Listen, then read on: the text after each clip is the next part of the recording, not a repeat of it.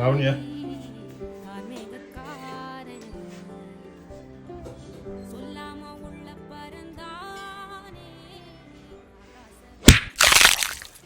ஆமா கோபி, என்னென்ன எங்க விழுந்தீங்கடா? பாத்ரூம்ல இருந்து வலிக்கு விழுந்துட்டேன்டா. என்னென்ன பாத்ரூம் இருக்க கூடாதா?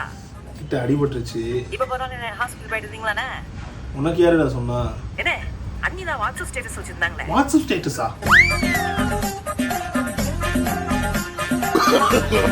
No no no no. என்ன?